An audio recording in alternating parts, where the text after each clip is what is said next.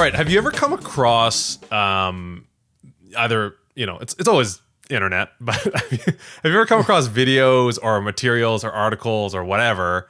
Have you ever come across something where you're like, it's so cool that you wish you were into that hobby or that area, but just because the thing is so cool, even though you're not really like, it's kind of like when you started looking at like Rivian trucks. Like you're not a truck guy, but you're like, this thing is so cool. The outdoorsy stuff. Yeah. Yeah. It's like, now I'm going to go camping. Yeah, exactly. So I came across this thing that is clearly like really old. Okay. This is another one of those things that fits into the category of news to me, but it's I'm pretty sure it's really old.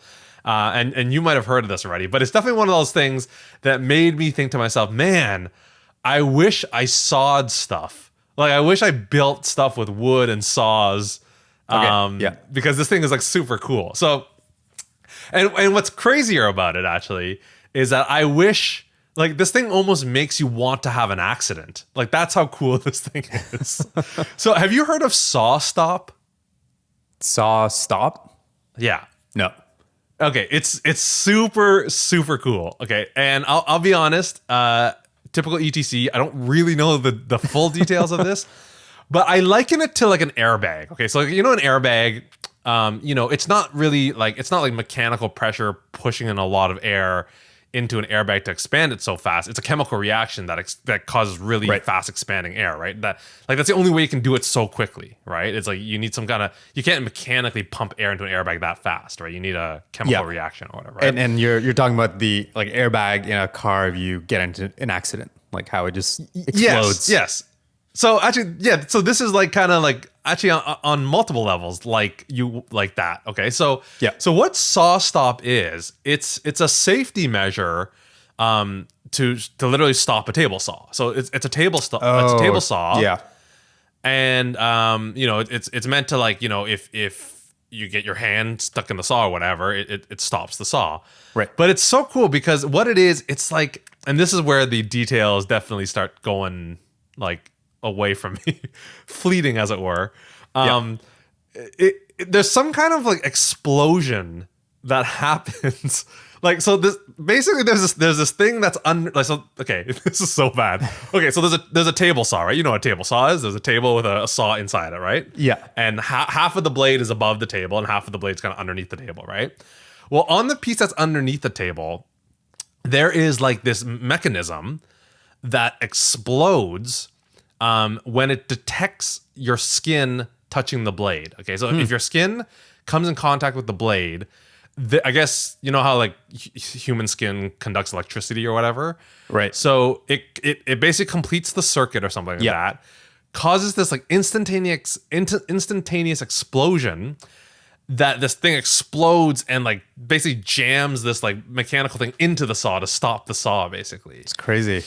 Yeah, it's so cool. And what's really crazy about this is there's this like maybe multiple YouTube videos of this, but like there's a YouTube video of this that I watched, and the guy literally like throws a hot dog like simulating his finger like into the saw. He just kind of flings it in, and the hot dog has like this like just this minor scrape. Like that's how fast the explosion is.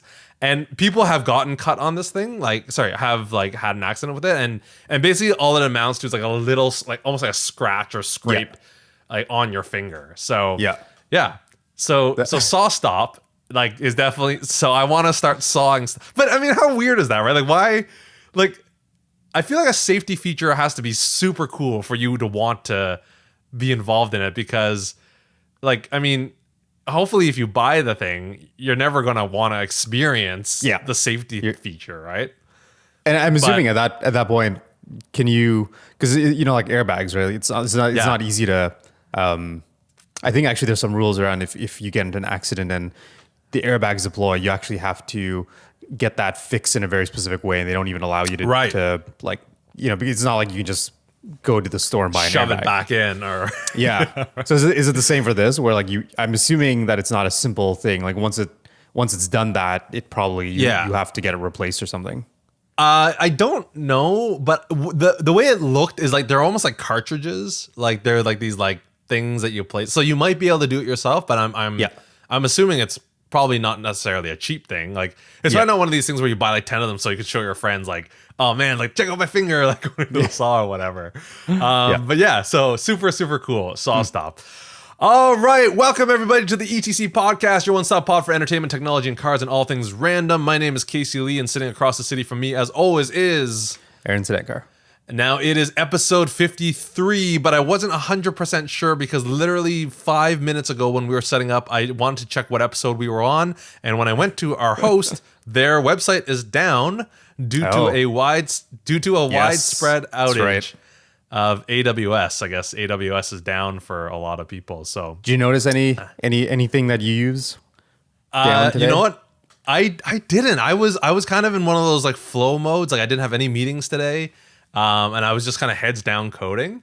I did not notice anything. How about you? Like, was this pretty bad? No. I did not notice anything. Although later on, it's related to something that I want to talk about, but I did not notice any impact, at least for me. Well, I'm happy because one of the main things I rely on is not listed in their many AWS services that is down. Like what basically I host all our clients work on is not down right now. So luckily that's okay. But it's always one of those nice things that like if AWS goes down, like if any of my client sites go down, it's like it's fine because the entire internet's down at that point, right? So it's like, yes. Episode 53. Now follow the math with me here. Stick with me on this. Follow the math here. So, we've definitely had seasons that were longer than this season. So FDK, this is our second last episode of the season. So episode 13 of season 6. We've definitely had seasons that have had maybe, I want to say 13, 14 episodes, kind of somewhere there, 15 maybe. But those episodes contained double fat episodes. And if you recall, double fat episodes were always recorded on the same night, right? Like we basically recorded one episode back to back with another one and just split it up into two and release them separately, right? So if you follow that kind of not logic, but you follow that process, our longest season that had the most episodes, if you combine the double fats into like counting the number of recordings and the number of weeks that we've done, this actually is our longest season that we've ever done. Okay. So a bit of a celebration there. Yeah, I think season 2 or 3 was the longest, but again, it had at least 2 double fats. Yeah. So again, you subtract 2 from there or 3 from there, if there were 3 double fats or whatever, and it kind of ends up somewhere like 10 or 11 recordings in a row or something like that. So yeah, season 6 has been the longest season we've ever produced. So. And I don't know if you feel it, but probably a good time to slow down. We seem to have less and less to talk about as these weeks go. It's gonna be a 20-minute. This is gonna be a 20-minute. We're halfway through. Yeah, exactly. But yes, so this is our second last episode, and I don't know. I mean, again, I always put you on the spot here. We always seem to have our season planning meetings on the air. Yeah, exactly. So I don't know. All right, meeting notes, taking. Yeah. November 25th, meeting notes. So are we doing our Christmas episode next week? Is that going to be the end of it? Or are we delaying it into December for some reason? I mean, it is December next week. Like it's gonna happen in December.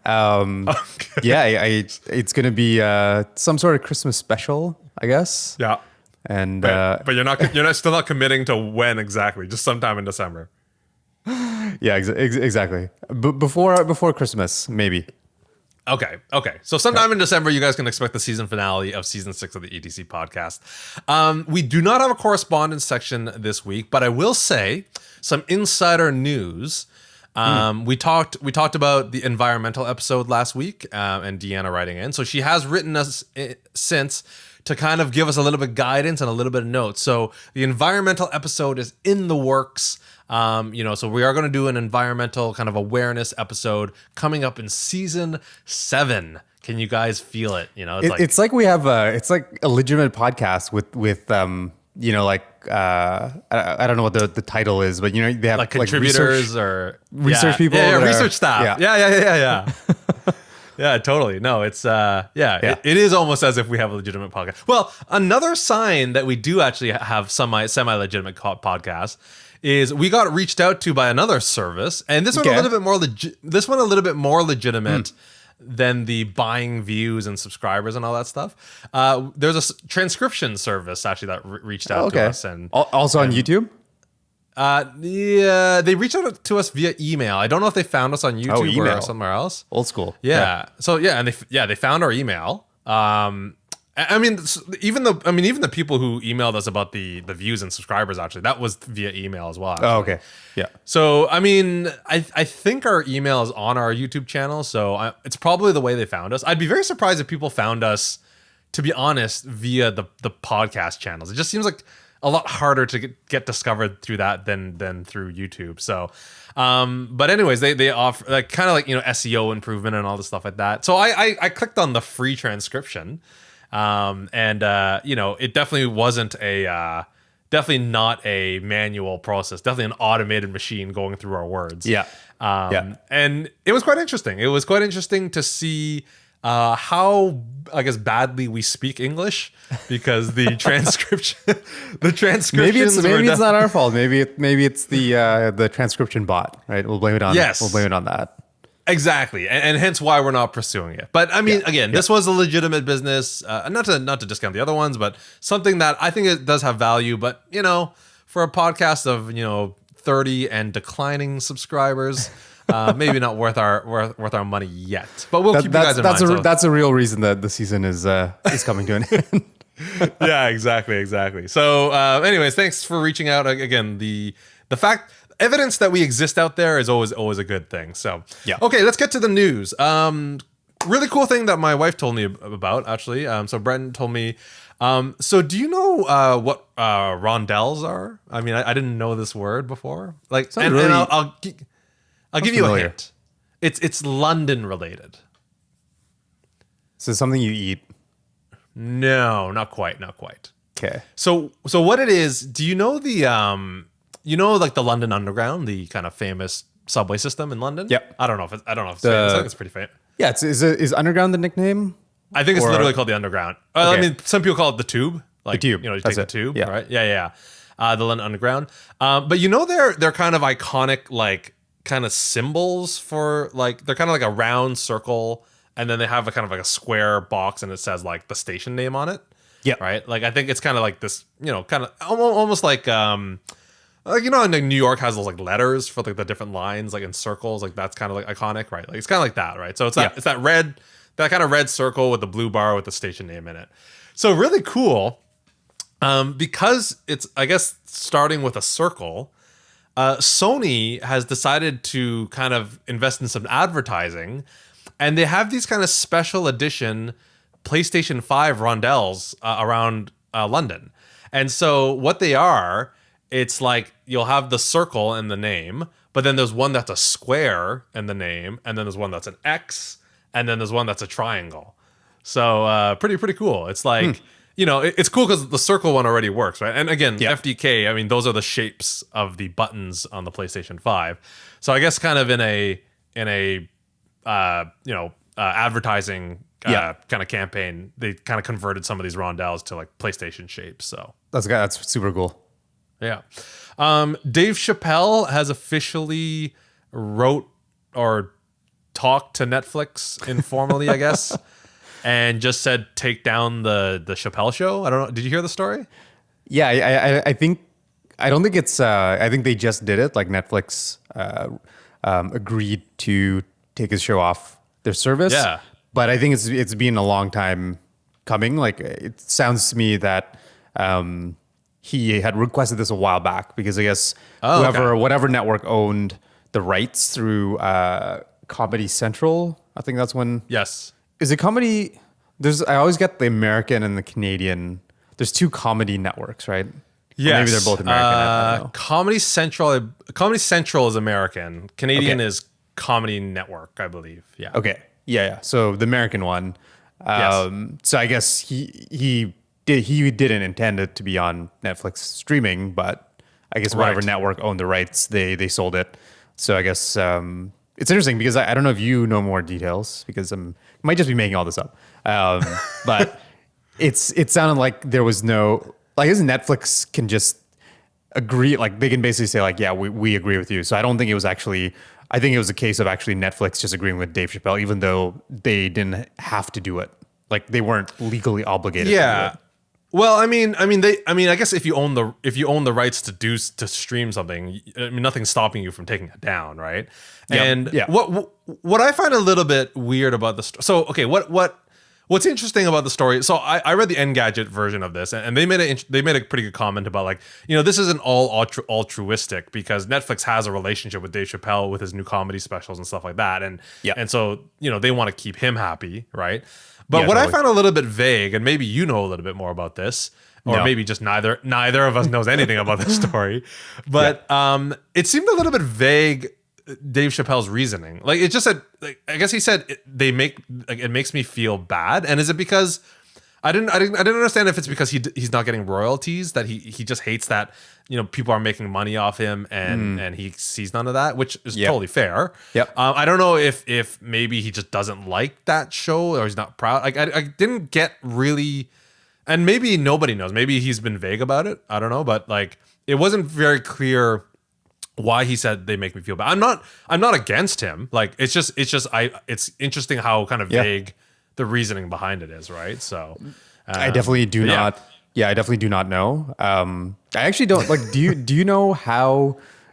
Something I've always wondered is how does you mentioned royalties, but I actually don't know how any of that works in the world of Netflix, right? Because I think how it used to work with television was, and this is how folks like Seinfeld and whatnot, like how they made so much money was obviously you make a lot of money off the original run, but I think every time there's a re-airing or syndication, you get paid out for that, right? Right. But I don't know how it works with Netflix. I'm assuming it's similar to something like I know how services like Spotify and Apple Music work.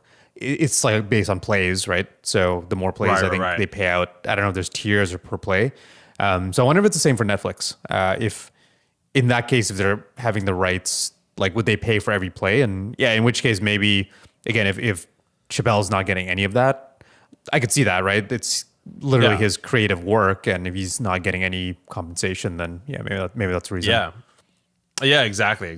So I don't know. I have no idea. So It's classic. if you happen to know how Netflix licensing and streaming licensing goes, definitely if write you know us how to at use podcast. Google, please. please show us because it's something we're sorely missing. Definitely email us podcast.etc@gmail.com. Got some news that I'm sure Brody is losing his mind over on this one. I'm sure he's listening to this one. He's like, guys, this is my story. This is the one. This is the reason I listen to the ETC podcast, is for you guys to break this story. So, beloved, huge, famed movie trilogy, hugely, highly revered movie trilogy. One that I have not seen, and people scold me for not having seen it. And in fact, my good family friend Rob and his family even bought it for me one Christmas, and I still haven't seen it yet. Do you know what I'm talking about? I'm pretty sure I know what you're talking about. Yeah.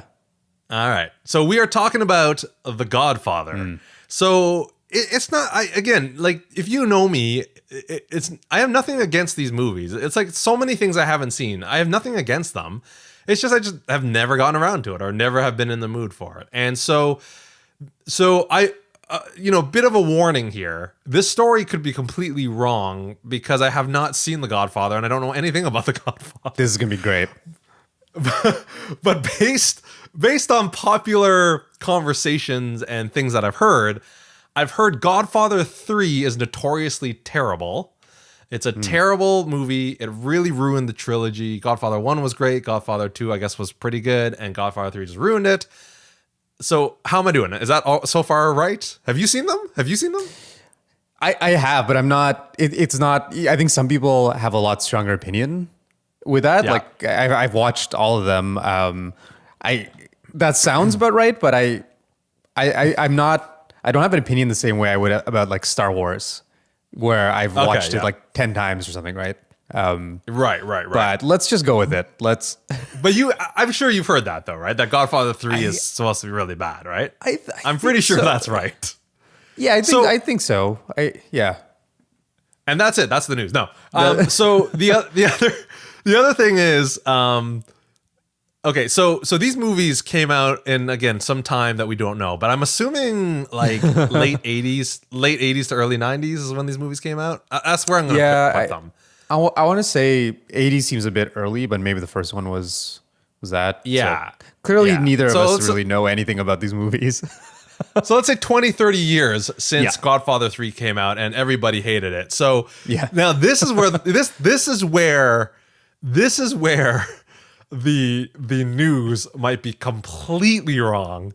So at least I thought we were already there, but well, at least that wasn't news though. Like what I was saying was just kind of like stuff I've heard and stuff in the past. And, but the news is coming up and the news could be completely wrong, completely false. You know, Twitter flagged this, false news. So what I think has happened is there is now a new cut of Godfather 3, which could be wrong. That could be wrong, but it's called Godfather Coda. Coda, I believe, referring to the musical technological term there, whatever. Wait, what? Coda is like an ending, right? To this, it's a musical bar. Oh, like in sheet music, like exactly. Yeah. Okay. You'd think I would remember exactly what it is, but I can't remember. It's like I think you play like the thing, and then you go back and you play it again, but then you jump to the coda, something like that. I can't remember. So Godfather Coda is theoretically a recut of Godfather 3, the definitive. Like this is what Godfather 3 should have been in the first place. Oh, okay. So they're kind of trying to redeem, presumably maybe the version that they released left out a lot of key things. Okay. Yes, exactly. There's a few movies in the like that's happened to, right? I'm trying to think of. There's been a few movies where like it basically everyone says the theatrical release is garbage. And was then, like yeah. And I want to say they're kind of like older, almost like again kind of like highly respected. Or I shouldn't say highly respected because obviously they didn't like the theatrical release, but like kind of like The Godfather, where it's like they're in a world or something like that where it's like either movies surrounding them or movies in the same series or something that were really good, and they kind of had to recut them. Yeah, I can't think. I mean, isn't there some Zack Snyder stuff where there's like a director's cut that's supposed to be way better than the theatrical release? I want to say Suicide Squad, maybe not in the realm of Godfather, but I'm thinking more of these like older movies that like they basically it's a whole hour longer, like because I feel like this doesn't happen anymore, where like the director's cut is like so much different. But I think things like the original Blade Runner, I think maybe is one. I was going to say Blade Runner, actually. Yeah, that came to mind, actually. Where it's a whole hour longer, right? I mean, I feel like those things, I don't know, maybe I just haven't looked, but I feel like that doesn't really happen anymore, where these like extended cuts are like so much, so much better, Like I will say like the extended cuts of certain things that I've watched, like I've only watched the extended cuts of certain things. Like, so Lord of the Rings, I will say the extended cuts do offer some interesting insight, and there are definitely some interesting moments, but I honestly feel like they're tighter films, like the original cuts. Like I feel like they work better in their original form, actually. Right. And that's probably the extent of my extended cut watching, actually. So, Godfather Coda. Yeah. Now here's the kicker. I have no idea what this thing is coming out on. I think maybe Netflix. Like, I want to hazard a guess that it's coming out to Netflix. I thought it was a brand new Godfather, but then when I started watching the first 10, 15 seconds of the trailer, it seemed like it was just kind of this recut as like the original way it should have been experienced or whatever. Right. So, yes, Godfather Coda. Check it out on some network. We're gonna take a short break, but we'll be right back after this.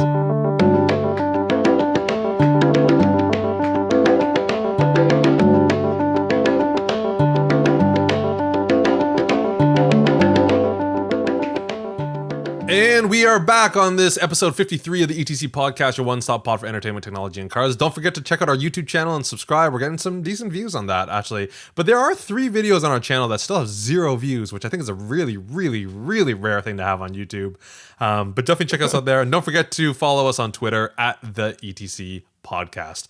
The Lego Star Wars Holiday Special is released on Disney Plus. Definitely check that out. Lego Star Wars is my new favorite show to watch right now, so definitely check that out.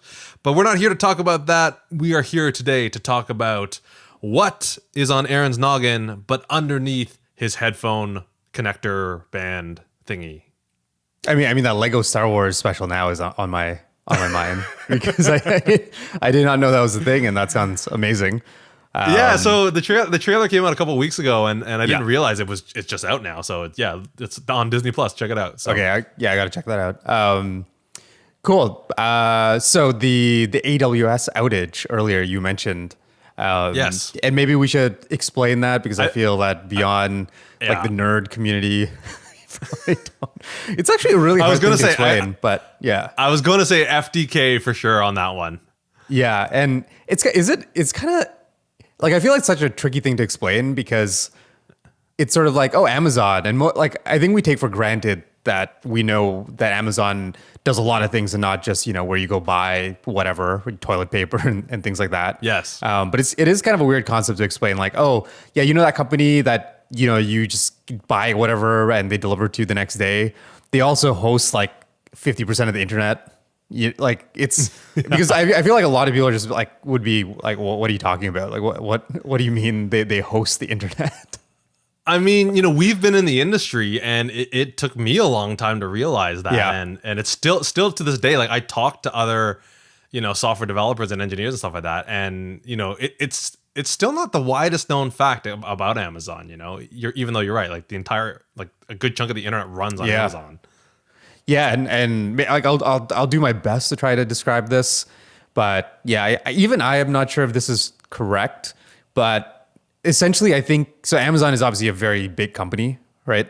And I think at some point along the way, because they're an internet company, and so they had to build a lot of technology to support that, right? And you can imagine how many million people every day, millions probably visit their site and are constantly generating traffic.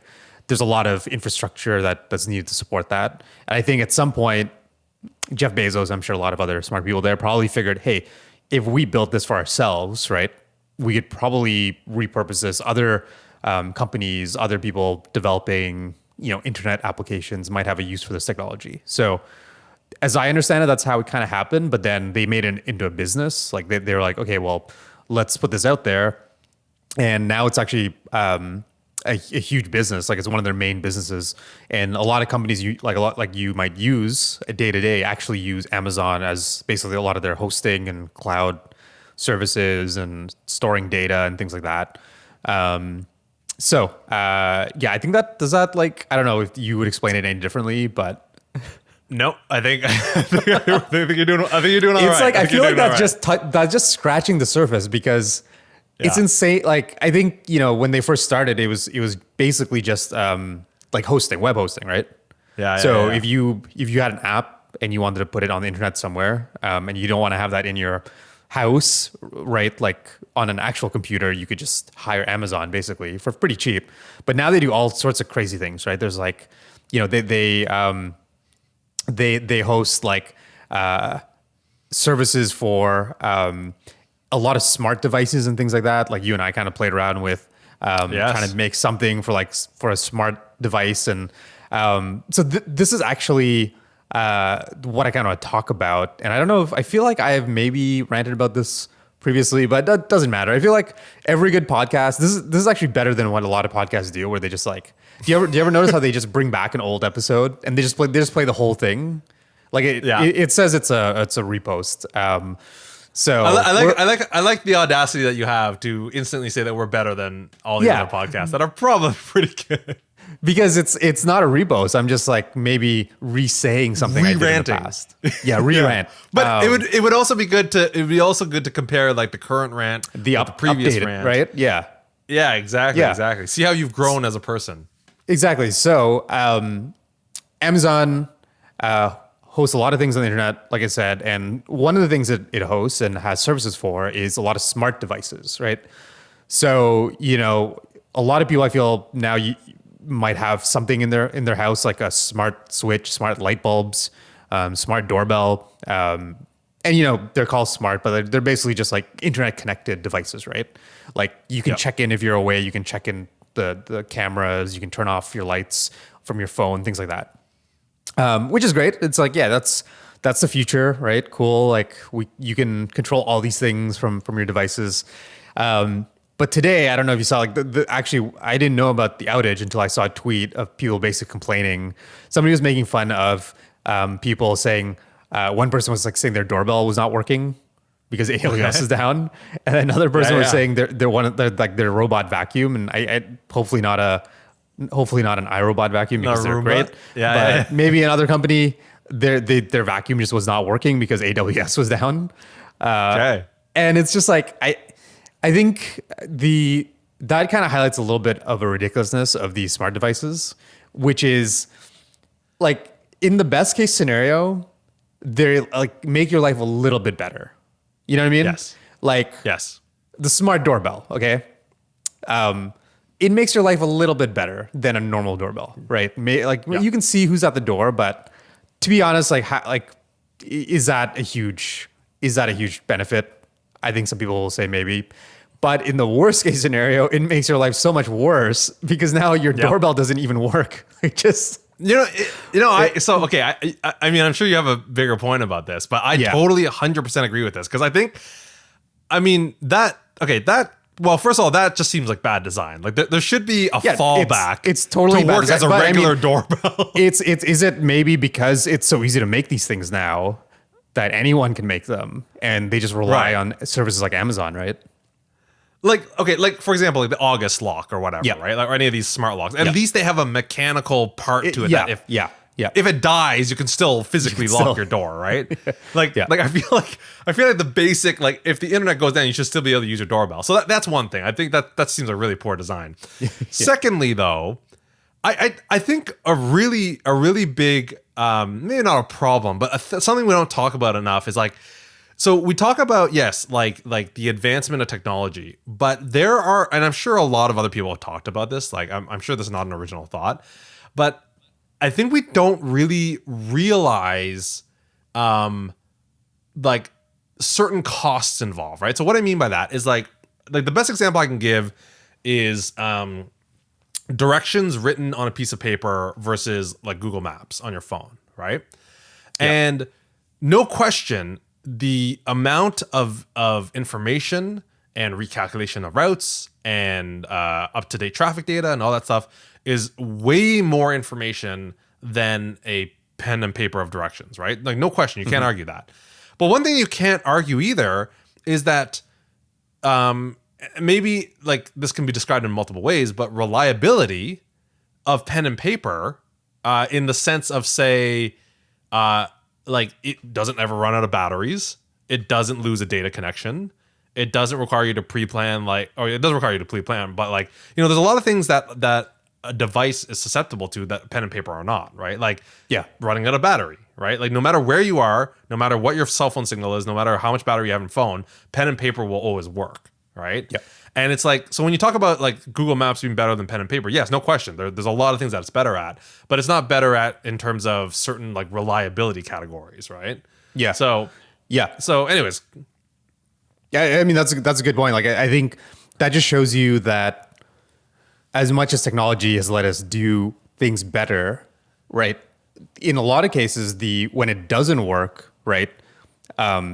The downside to that is a lot more severe than the benefit, if that makes sense, right? Yes. Because totally. I think as like you can say Google Maps amazing, but I feel like if you gave people a choice between deciding, okay, what what is a bigger deal, that you don't have to use a map, or that if your battery is dead, you're completely lost, right? Like I think a lot of people would say that the not being able to get any directions is probably worse, the worst outcome. Yes. And given the choice between the two, you would just deal with a paper map. So I think so. So my long running kind of criticism with a lot of these, there's a few different terms for it, like smart home things, home automation, Internet of Things. Is, again, I think it's great because technology has allowed a lot of like the barrier to come down so that it's really easy to do these things, right? And that's why there's so many. Like I don't know how many different like smart switches and things are on the market. There's a ton now, right? And that's great because there's gives you lots of options and the prices come down. But I just feel like we're still in a state with home automation, and I'm surprised it hasn't evolved faster than it has. Where a lot of it, 10 years from now, hopefully, not longer than that, we'll look back and just be like, oh, we simply made these things because we could, not because they were good or necessary. They're just like, no one needs these things, but because you can make it. And I feel like a lot of these smart devices, they're like 80% novelty, that, oh, I can do this, not that it actually, is hugely beneficial to your life. It's just like, oh, look what I can do from my phone, right? And that's fine. I think there's a certain amount of, I'm totally for delight and whimsy in technology, because sometimes you just need something to do something that has no function other than it's joyful, right? Yeah, totally. But that's the thing. I think a lot of like home automation, again, what it should be is almost invisible, right? Like you should be able to automate everything and your life to be surrounded by really intelligent devices and products, but it should be invisible, and you shouldn't have to do work to get the value out of it, which is actually the big criticism I have with any of these voice-based assistants. And I know they've gotten better, but they've always felt like you've had to do so much work just to get the result. You know what I mean? Because even requesting with voice, and even when it works, which it doesn't happen sometimes it just doesn't work, and then you're like, you have to like say it again, and then it just doesn't understand, or it does something else. It's just really tricky, because if I am trying to command something to turn on or off the lights, right?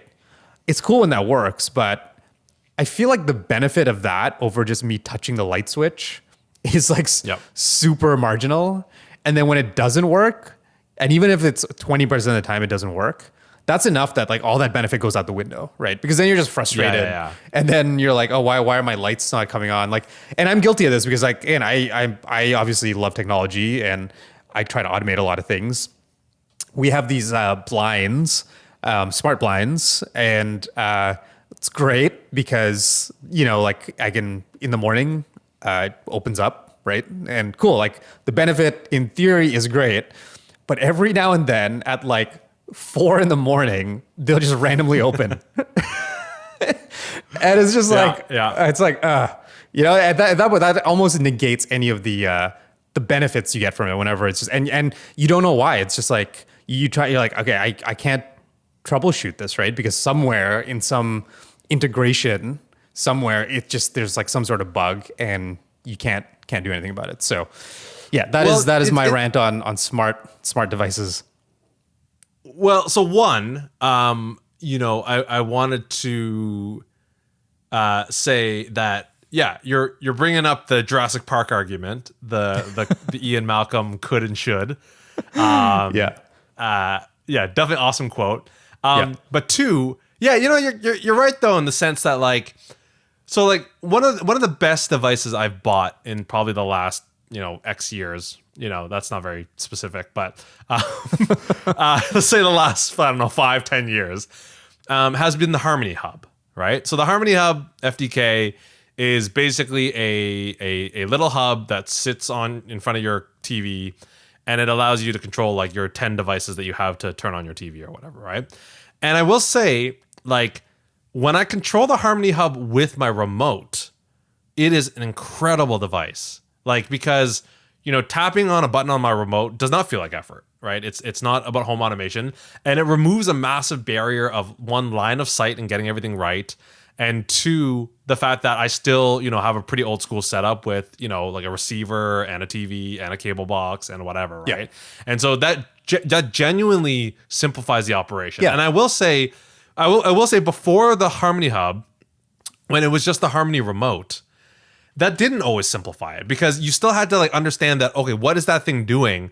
Oh, it's sending multiple signals, and you have to make sure you aim your remote at kind of roughly those devices. And if you don't get like it exactly right, it's going to be in this weird state. Yeah, you're kind of in this really stuck price. So the Harmony Hub really kind of solved that problem, where it's like now it really is like you press it 99% of the time, it's actually going to work, and it's going to work properly, and it's going to be great and everything like that.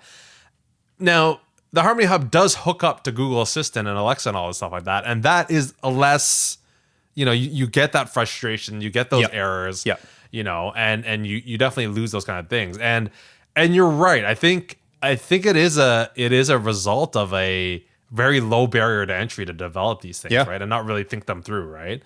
Yeah. And kind of going back to, these kind of older devices and older methods, like a working doorbell, is I think these things had inherent, and what I mean by inherent is like not explicitly designed benefits, right?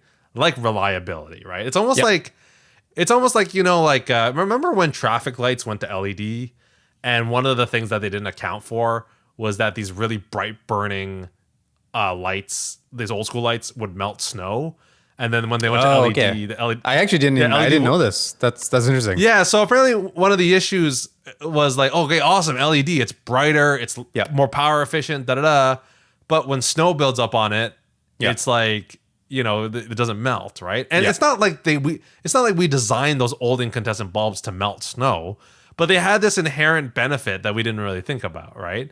And I think the inherent benefit that we don't think about with non-smart devices is reliable, predictable usage, right?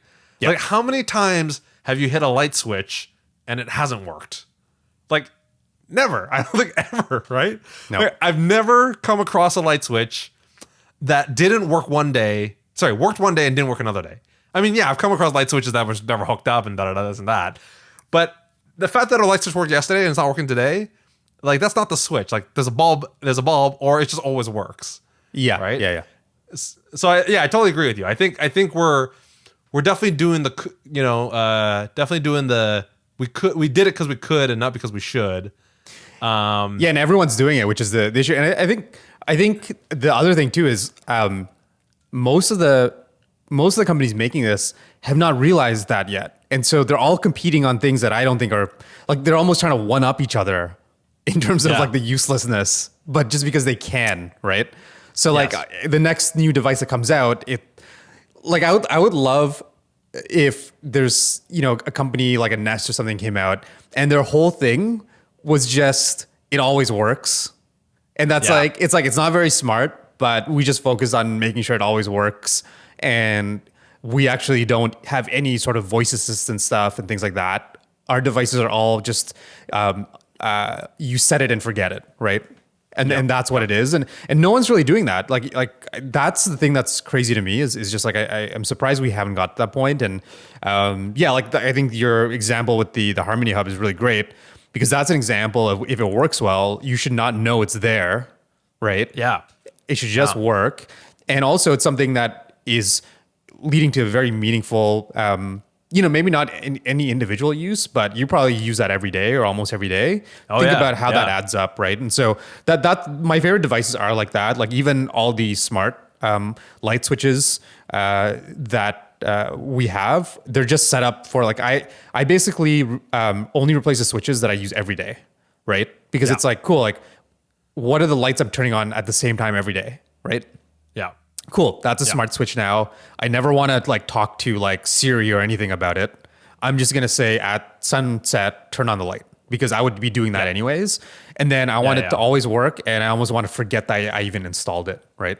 So I think there's just like, but again, like when I bought that light switch, what's on the box? It's like, oh, it supports Google Assistant and Alexa, and it doesn't talk about any of that, right? Like it doesn't talk about you can just, set it and not even know it's there. So Yeah, I mean, I'm surprised it hasn't happened yet, but I feel like in the future, we're going to look back and it's going to be like those novel technologies where why did they make that? You know, like why did they do all that stuff?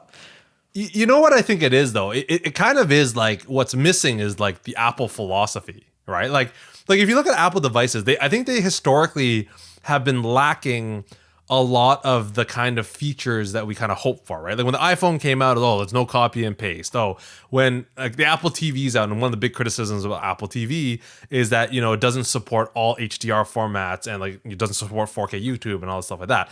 But like you get surprised at like how incredible everything that is there works, right? Like I was blown away. I don't know if you've ever gone through this because I don't know if you've had a receiver since you've had an Apple TV, but like to pair your Apple TV remote with a receiver is like insane. Like the user experience is like so quick and so fast, and there's like no codes to enter. There's no setup. It's just like just hold the volume up button on your thing and we'll figure it out. And then you just see these like meters jump, and it's like we've got it, you know. And we talk about like AirPods Pro and all this stuff like that, and I think about like how so today. Okay, I didn't have Apple Pay set up on my iPad. Okay, so you know one of the wicked benefits of iOS, Dave, you should definitely listen to this. So you know what? Okay, one of my things I love about iOS. Okay, right now it's such a small thing, but everything's going two-factor authentication, right? And two-factor authentication sucks because it's like it's extra security at the cost of convenience, right? Security always battles with convenience, right? Yeah. But what I love about iOS, and I'm sure you love this too, is the fact that when you get the text message with your code, it automatically appears on your software keyboard, right? So you tap the software keyboard, it enters it automatically for you. You don't have to retype, you don't have to copy, whatever, okay? I recently learned also that this also exists in Safari. I didn't realize this on Mac OS, like because I use Chrome. So I didn't realize this actually appears in Mac OS as well, which is really nice. So this is all really nice. But they took it even a step further. Like I don't know if you know this, but like there's certain apps, like so today I was adding Apple Pay, right? So the wallet, where I added so I get two-factor authentication. Like I didn't even have to tap that software number, the number that came up on my keyboard. Like the text message came in. I didn't even notice the text message came in. Like it was like do not disturb or something like that. They automatically grabbed the phone. They automatically grabbed the 6-digit number, input it, and it hit submit. I didn't even see it. Yeah. Right. Yeah. And it's like, it's just like it's so amazingly seamless and perfect. And don't get me wrong, Apple screws it up a lot, but there's so many times where Apple just does it so perfectly, right? And we don't notice it because we don't necessarily interact with all those features, right? Like you said, like if like I mean you have an older, I mean I can't remember, you have an older Apple TV, right? You don't have the app installer and like whatever. Yeah. So like, I mean, most people who bought that Apple TV and most the things the way things are going right now, like, I mean, you don't have a receiver. So it's a feature that no one will really interact with, right? Yet they spent all this time making it such a perfect, seamless like thing, right? So I think it's the opposite of Apple philosophy, where it's just like, let's just pile all these features in, regardless of if they work nicely or not, right? Yeah. And no one, you're right, no one's taken the time to be like, okay, let's just do this one thing, but do it really well. And we were hoping that was Nest, but you know, they messed that up too. So that was unfortunate. And I mean, I'll give some criticism to Apple here. Like I think, okay, out of all the, I don't know what you call them, you know, they're the home automation platforms, like all the companies have them. Apple has HomeKit, right? It is the best one so far, mostly because what you're saying, there are a lot of limitations, but I think that's for a reason, right? Like I think Apple with HomeKit, they're purposely limiting things and trying to hold a pretty high bar, and so that the devices that do support HomeKit, you know, do generally work better. But my one criticism here is I think that that is great, but it's not really accelerating getting to this better spot, because I think if they really wanted to do that correctly, they would be making some of these devices, right? Yes. And then that would be the ultimate, where they would actually be making, you know, smart switches, right? Their own smart lights and things like that, their own doorbells, right? So I think that's kind of the, like, I don't know why they haven't, I'm sure they have good reason, but that's my one criticism is like, I don't know why they've kind of like half committed to it. But I think if they really wanted to do it right, it seems like there's a huge opportunity for them to come in, and maybe they're going to do that. I feel like things like the HomePod is maybe a little bit of a step in that direction. Well, that's what I wonder. I'm wondering if they're kind of laying down the groundwork right now. It's like okay, HomeKit's going to be in place, the HomePod's going to be in place, the Apple TV's going to be in place, and then they're going to kind of come in with their hardware, right? Accessories and yeah. So anyways, that was that's my rant. That's a good rant. I really got into that rant. Like I there's so many of your rants where I'm like, I'm gonna let Aaron have this rant. Yeah. I don't have much to say about this, but no, I totally agree with you on that one. That's a really good point. All right. If you have any questions, comments, or concerns, be sure to email us at podcast.etc@gmail.com. Now, this being our second last episode, and we're coming to a close here, but just want to mention a couple really quick things here. We haven't had car news in ages. The 2022 Subaru BRZ, did you see that came out? I did, it looks pretty cool. Its styling's pretty nice. Definitely coveted rear-wheel drive car. Last of Us, really famous PlayStation series. They've just announced there's going to be an HBO series. Interested about that. I haven't played the game, but the game is it's heralded as like an amazing like story. Like apparently gets pretty emotional and people love the stories. So I mean, the game itself, I also haven't played it, but the game itself looked like a movie, like from what I've seen. Right, very story-driven, cinematic. Yeah, people have apparently got very emotionally invested in that. There is a device that I want to talk about, but I'll just mention it briefly. There's a device called the Free Write Traveler. It is kind of a distraction-free writing tool. So it's basically a word processor with an e-ink display. Literally just meant for like writers. So if you want to kind of go out into the park and have a distraction-free way to just type, you can get this Free Write Traveler for the low cost of $700 American for a device that only does word processing. It's a little bit crazy. And then the last thing I will mention is there. You know what? All this stuff is really not that important. It's like, I will mention your Last of Us news piece. I'll mention, I don't know if you know this or talked about it before, but I heard that they're considering I think a TV series, but maybe a movie of Uncharted. Have you heard of this? We did talk about this. Remember Tom Holland? Tom Holland, remember? Oh, yes. We even have... So this episode is all just reposting just rehashing of that wasn't that long ago, right? Like it must be fairly like not like recent if I am just seeing this again mentioned somewhere. Yes, yeah. Well, I mean, it was within the last 13 weeks. Yeah, for sure. It was this season. It was even a featured ETC clip. So rehash news. Tom Holland is in Uncharted. So this season is over as you. This is a good metric, right? If we start repeating news from the current season, that is a good sign. We're done. Sign. We are done. We are done. I mean, it is linked, right? Like the reason, like that's the same studio, right? Who created Last of Us and Uncharted. Naughty Dog. I didn't even know that, but for some reason it just reminded me of that. Yeah.